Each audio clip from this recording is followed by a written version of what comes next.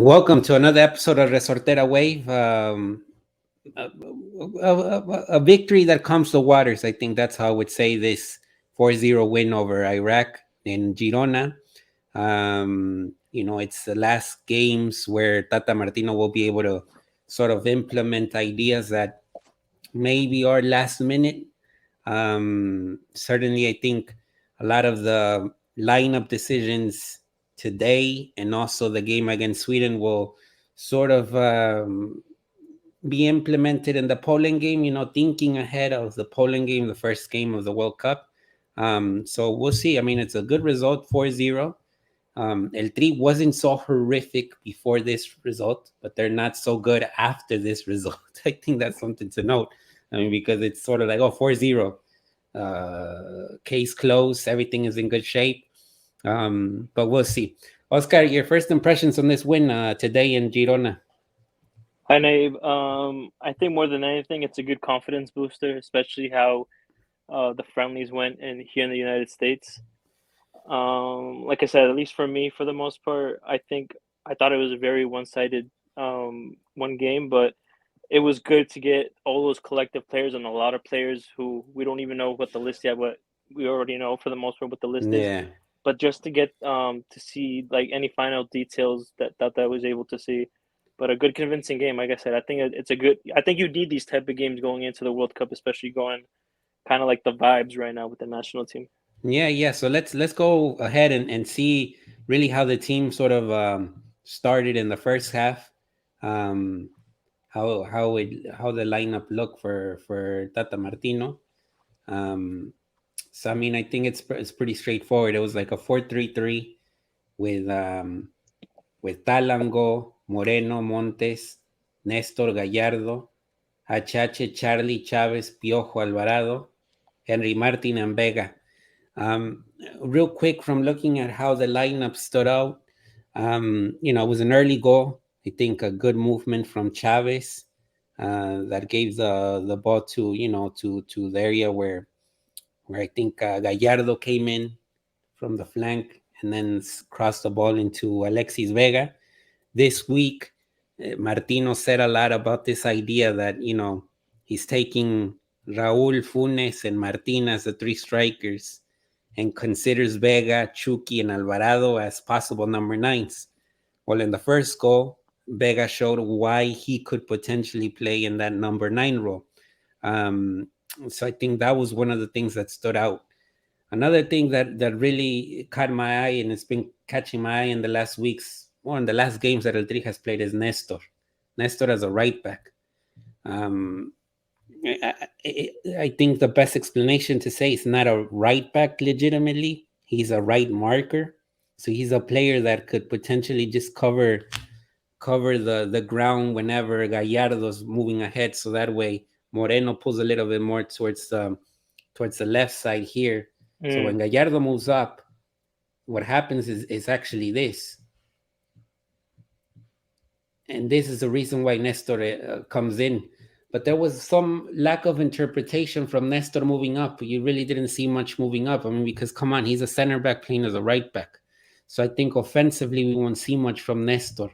But the fact that Martino's giving this so many views makes me think, and this is a possibility, that Nestor Araujo could be that right back against Poland because of the height and because of like the issues of the long balls mm, and the crossing. There's a good article on the Athletic that I want people to read. I mean, it's a tactical breakdown of all the teams from Group C. Right now se me fue el nombre del escritor, but I think there's certain details in that article that stand out. For example, Poland, they scored the most goals from crosses of any European side in qualifying, 11 mm, goals. interesting.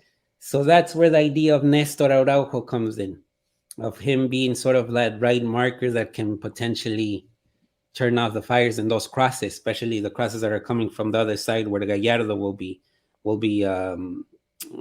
marking. 9 goals have been scored in the final 15 minutes. So in the final 15 minutes for Poland, they scored 9 goals in qualifying, and that's Mm-hmm. only matching Germany. So Germany and Poland scored the late goals there. So that's another thing to keep in mind with Poland. Um, so I got those from the article in the Athletic, and I think it's very important. Am I a fan of Nestor Araujo as a right back? Not really. I mean, it's especially if he's on the one-on-one. I do understand it though, from that point, like I'm telling you, of the long balls, Mm-hmm. and also the crossing into the box. If Poland is really good with that, you have to pay attention to that detail.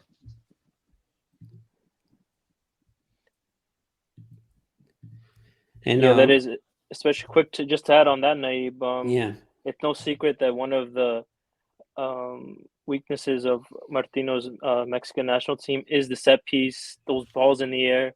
So it would only make real sense. But who even knows? Even if that does happen, who knows if they'll be able to execute it? Because I mean, you just saw all through qualifiers, the Gold Cup, Nations League.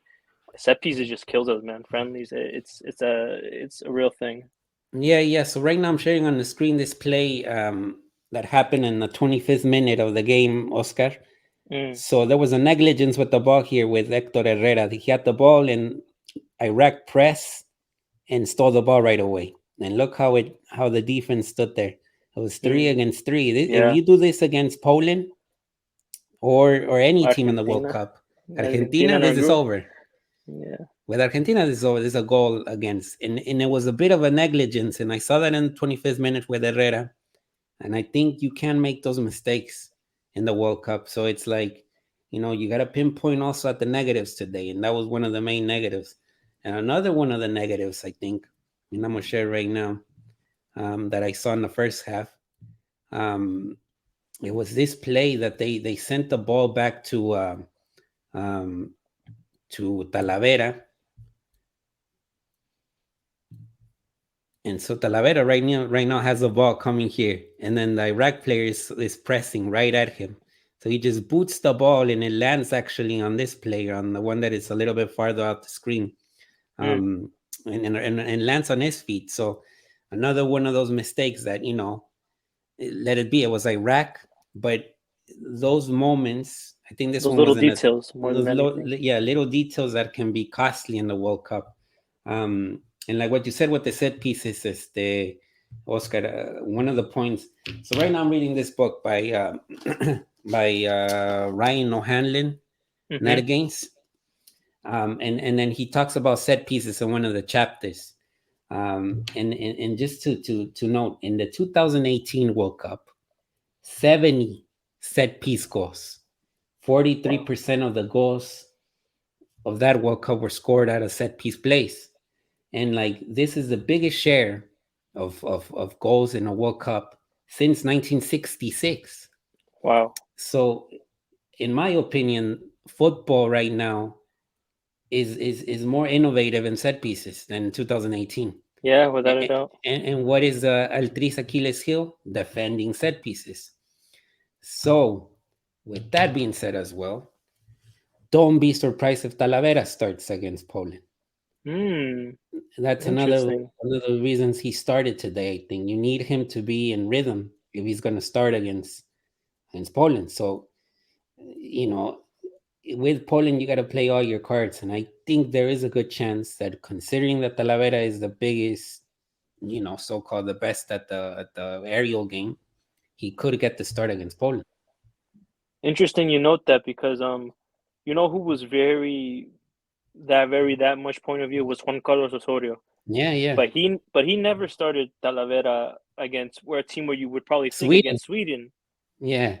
So which it'll is be interesting. interesting to see here if Tata actually does start Talavera, because I I don't find think it he will, really. but I don't think he will, but it makes perfect sense of why. But this it would be interesting to see that. Yeah, let me see. Okay, not this one. I already shared that one. A ver, aquí. Yeah, this is the one. I'm gonna put the second half lineup real quick. Mm-hmm. So this one's a little bit. I personally like more the second half performance than the first half Okay, good, performance. good, because this Um, one I watched. yeah, yeah, Good. yeah. This is the one that you viewed more carefully. Hmm. And the reason I liked it was because, this is the sad part of it. Chiquito did so much. He did way better than Achache. He did Really. way better than Charlie Rodriguez as well. And the fact of connecting the offense to the defense. And Romo was pretty good in just sort of like understanding that his role was to sort of link right here this first pass to Chiquito, and then Hmm. Gallardo and Kevin would move up here. And then Funes, I think Funes, the thing that stood out with Funes, he was really good at connecting some 1-2 passes here to start the plays. Hmm. Link Um, up play. Hmm. Lincoln play was all right. Antuna also was pretty good here, coming in this sort of lane. Alvarado, not his best performance. I mean, I'd say, it wasn't amazing. I mean, he did certain things, but it wasn't eye catching, to the point of saying, no, he has to be in the World Cup. No, Yeah. not really. I think he Um, played it safe more than right. yeah, He didn't want to make a mistake, but like I said, I don't think he was horrible. He wasn't great. To add on the Romo, I thought he looked really good in my opinion. yeah, Previous to what he has been done before, he read the game really well.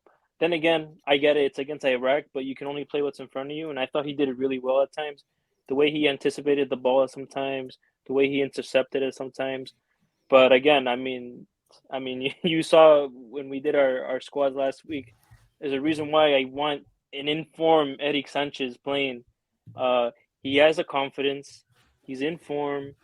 Especially if Luis Chavez plays with him, that chemistry. Like, I mean, why wouldn't you want to put him? Because I yeah, mean, you saw yeah. it today. It Again, was, it's against Iraq. I understand, but you can only play what's in front of you. yeah, yeah. I mean, I think Achache, his hierarchy will be important, and with Charlie, well, he's been at the start of this proceso, and that's the reason he's going. But if, for example, I had to pick between Chiquito and Charlie right now, I think Chiquito would go. In my eyes, I don't think Charlie is at the level he was 2 years ago or 3 years ago. No, when he was at the peak of his powers. No, right now is he does it correct. He plays it safe. I think that's a good description you said with Alvarado. The same can be said about Charlie. Plays it safe. But with Sanchez, it's just the dynamic of the play, of how the intensity. He's very very he He's ups hungry more than anything. The intensity he is there. He's not afraid to make the mistake. Like I said, it all goes down. Like again, like I said, when you're a player in form, confidence, you combine all that with your quality. I mean, that's just a recipe for success, in my opinion, on the field. Yeah. No, But like you said, it's different. It's yeah, different. no, It's and different. so the players that played all the game was Alvarado one, Gallardo two, Montes three, Araujo four, and Talavera. They saw the minutes, so I don't know if they're gonna play a lot against Sweden, or if he's gonna change it up. I think once the last pack of the players arrives, that's where the decisions will arise. No, like the technically, for example, where do you plug in Edson? Is Edson gonna be a midfielder with whom? With who's he's gonna play along? Is it gonna be Achache? Is it gonna be Guardado? Um, is it gonna be Chavez? No, Guti is another option.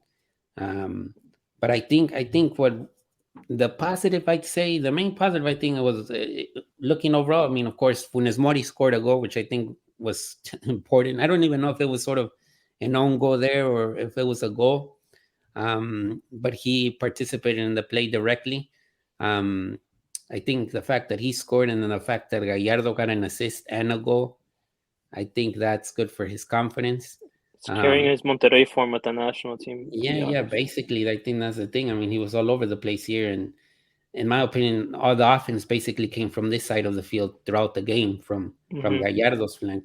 Once Antuna came in, I think you saw a little bit more because in the first half you really didn't see much going on here, and of course here you have Antuna and Kevin Alvarez, so Yeah, the connection was more, more more fluid. more fluid in the right as opposed in the first half when you only had Araujo with Alvarado.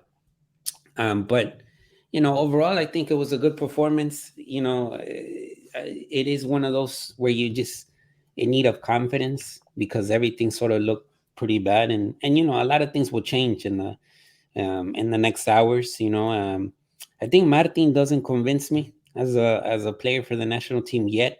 You never know. Maybe in the World Cup he does something astonishing or important, but in these friendlies, I just don't see the reason he's there. To be honest, I mean the only reason he's there is because he was one of the top goal scorers in Liga MX with America.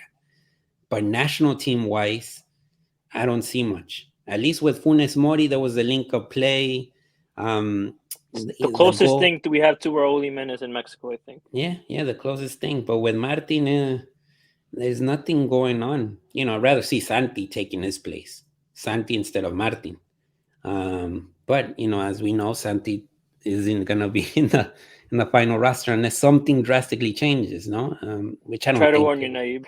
I tried to warn you. I thought I explained it pretty well, but I found it kind of surprising the reaction of like not surprising, but because on paper, if you look at it, right, Yeah, yeah, like why wouldn't, especially the circumstance? I think it's very, I don't know. It looks pretty straightforward to me. I mean, you got Raul Jimenez who hasn't played a game and God knows how long. Funes Mori still recovering from an injury, and then you have someone like Henry Martin who, let's give him credit. I think he had a good season with America. Other than the goals, I thought he played well. yeah, For his team, but I guess I did hit that system in America. It isn't the same thing at the national team. But yeah, it's. I mean, it's not even just the forward for me, Naib. It's the midfielders too, in my opinion too. I mean, it's a complicated one, but who really knows really, to be honest, because like I could definitely, I think more than anything I can see Tata's point of view. It makes sense to me. Do I agree with it? No. yeah, um but at the end of the day he's gonna go with what he thinks is right. I think he knows what he's doing. He has more experience than me, and I think he has a little bit more experience than the average fan. yeah, yeah. So let's just trust him. But I definitely get the huge reaction because, like I said, I mean, not every day do we have a Mexican Leading the top Europa score. League. I get it. It's not Champions League, but when have we ever? I don't think Chicharo ever topped the Europa League. No, no, Jimenez no. And I never think topped the that's Europa what it League. is. No, and also I think it's the way that he is as a person.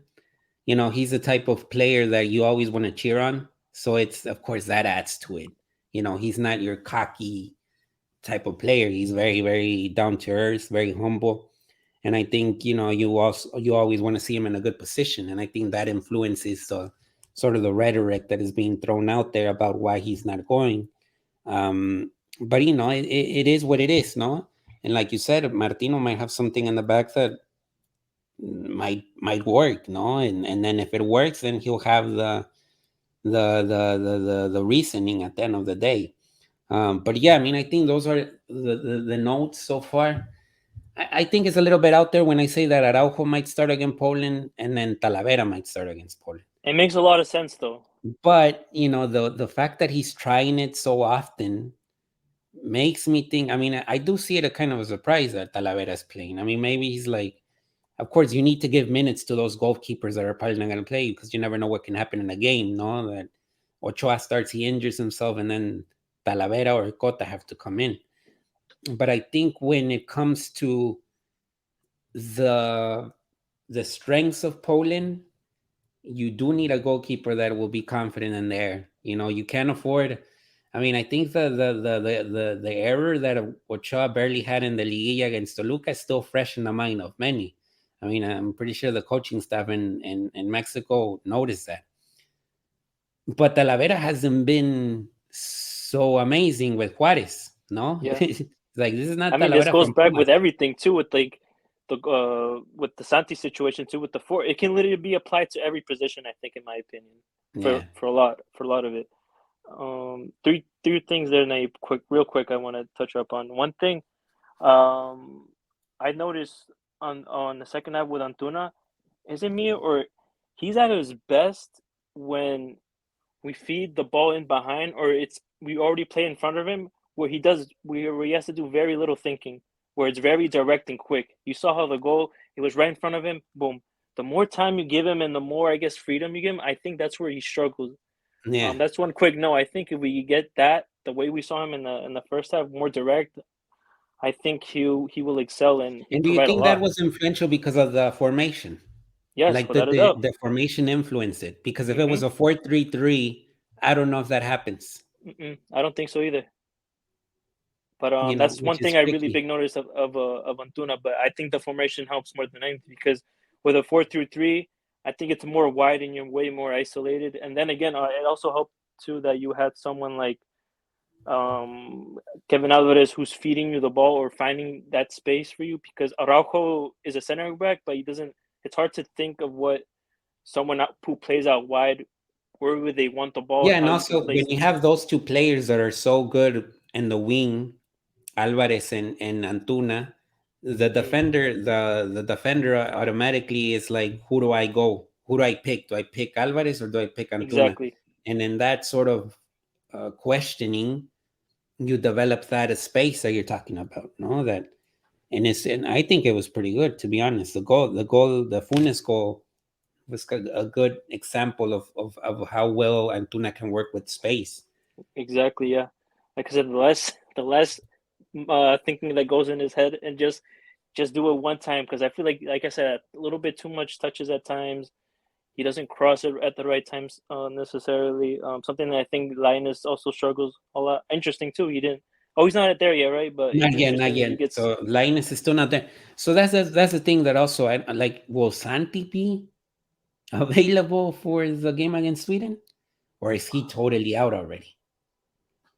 I mean, he's That's in that. He's in that list that was going to go play in Girona, but yeah. who Well, the knows? permanent and the thing is, look, I don't know if Raul is going to play against Sweden. He has a week from now till next Wednesday to get some type of form, and then Martino needs to put him to play just to see where he is. Like is It just doesn't make sense either. And like I but said, going back yeah. to that, like he hasn't If even say he recovers 100% But like miraculously on. based on what we know now, the starter is Funes Mori against Poland.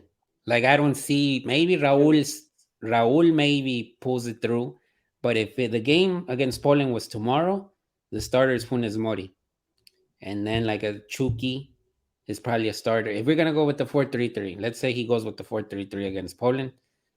The three up top is Vega, Funes Mori, and Chucky Lozano. I mean, I don't think something might change there. The I think he has midfield is Antuna still up over in the air. Vega. Antuna over Vega. I think so.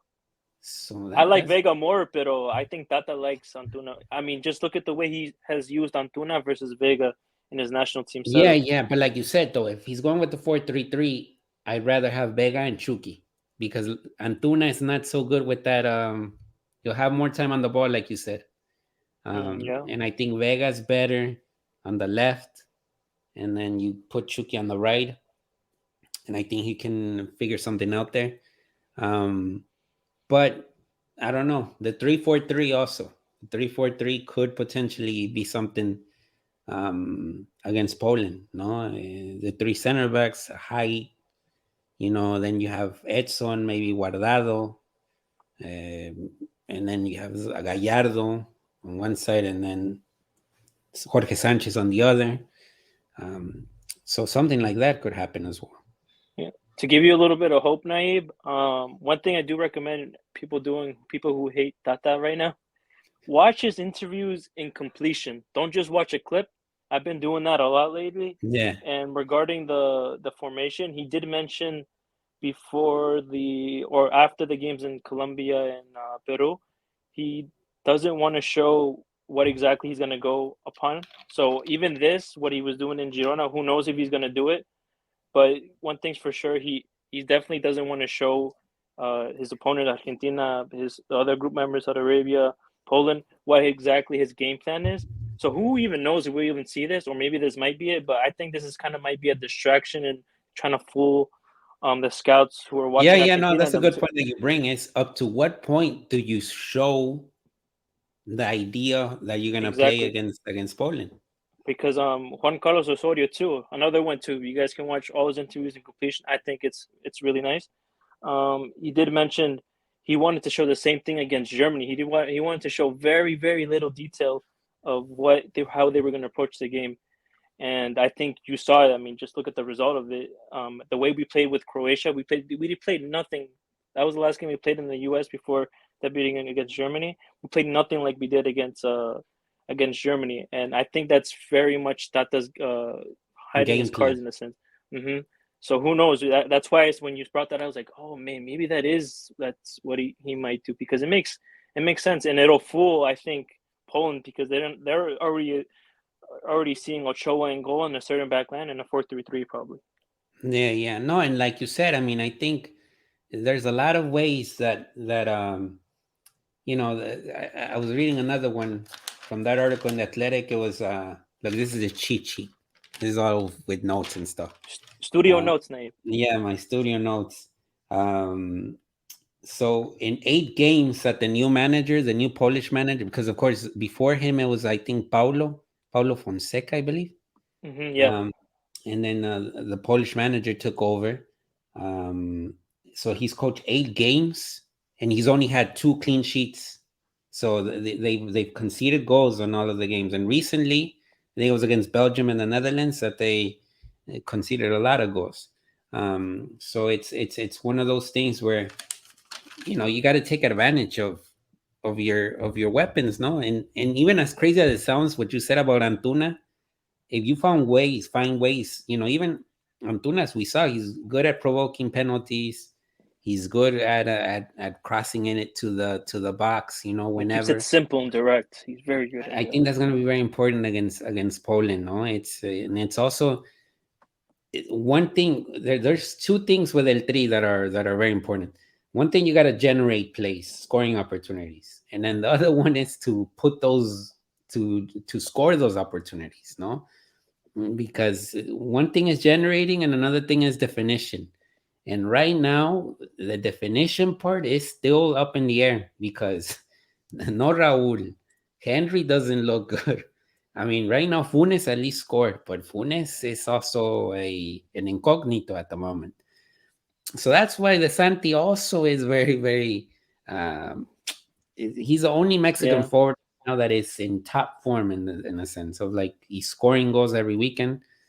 Let's hope, like I said, also because I think I've seen it on Twitter as well, is that Chucky will be the goal scorer because he's also scoring goals with Napoli, but is a different sort of player, no? yeah, without a doubt. I actually preferred that. I think I said if in my formation, if I had control, it'd be Chucky and Santi up top, or Chucky and whoever can service him the most, and have him be that guy that runs in behind. And then, I mean, we can get that Chucky performance against Belgium in terms of finding him the way that we did, balls in behind, very direct, and then him doing this thing in the final third. You're in I good think that'd shape. be very, very successful setup there, I think, in my opinion, given Yeah. that No, circumstance. but I think overall, look, it's a good result for the Mexican team. I think it calms the waters, like I said at the opening statement. It lets Tata Martino work. I know that the criticism will fall on him in the next days when the official roster is announced. That way, we already know the final 26. But I think, look, the team looks very, very tight United? knit, united, and that's important. No, once the World Cup starts, anything can happen. It could go either way, very good or very bad. But this team looks like it's sold to the idea of Martino, and it's time to find out a little bit what happens. So, I think this is a good review of the game, Oscar. Really, I don't know if you have any closing thoughts. Yeah, I think, I just had a family function over the weekend. And one of the things I mentioned, what would be the most Mexico thing at this World Cup? We lose to Poland, we beat Argentina, and we tie against Saudi Arabia. And make it out of the group with second place. Wouldn't that be the most Mexican thing that would probably happen? But Yeah. yeah, it's a lot of doom and gloom. But I mean, we'll see what happens. I would just wish I could just fast forward over there to those games. The Poland game is actually going to be really, really exciting in my opinion. Especially I started doing a deep dive more on Poland and how they got there. I mean, you mentioned they had to replace their manager in the middle of qualifiers, and they didn't have a good Euro Nayib either. Yeah. So I don't think, other than the fact, take away Lewandowski, I think, and the kid from Napoli también. Um, Jelinski. Kalinski. Um, Pretty even. It'll be a good match. Let's wait till the match and then we could panic. Let's wait till the match and then we can sort of give our takes basically. Good What vibes goes till on. here, till now and then. Hopefully, let's go. Let's vibe a little bit. Let's not go doom and gloom yet. It's the holiday season too. Once that comes, so I'm giving little people a little bit of hope, at least Yeah, until yeah, then. yeah. Right now I'm Paulo Sosa, because I said Paulo Fonseca was the coach of Poland, but it was Paulo Sosa, the coach of Oh, Poland. So that's correction right there. Making sure this has to be 5 stars, Oscar. It has to be five yeah, stars. that's true. Alrighty. Enjoy the week, everyone. Thanks for watching Resortera Wave, and we'll be back next week after the Sweden game. Hopefully another win. Should be good. Let's hope so.